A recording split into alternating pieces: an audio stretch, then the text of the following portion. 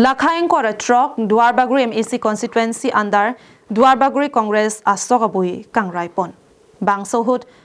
abang pinangan abang po abang piatum BJP asong along cepok dun rinti.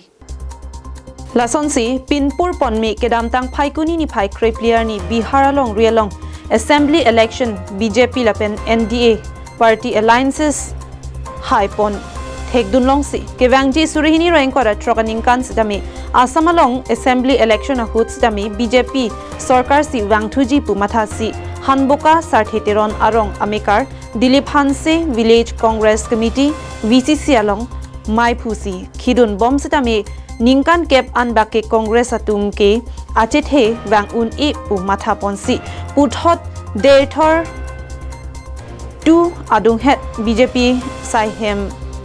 along Congress along pen COC BJP asong along Chipok dun pen EM Richard Tok Berry deng pen BJP apuhutup BJP mafla pa iponsi pini pen ki BJP a party binong lo upen deng ponsi EM Richard Tok bi pen alang liphan pachini pon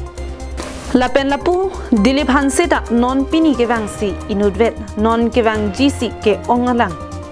Lapen nili membership anke chewan lapo lapen hanboka village congress committee ke pavidet anji puta Dilip Hanse pen pherangge thingno ningje pon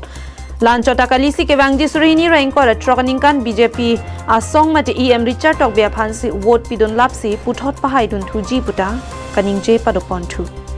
nilman Dilip Hanse nili apranga ita BJP stame benanga porhot di congress sipa on lo apa non setame nili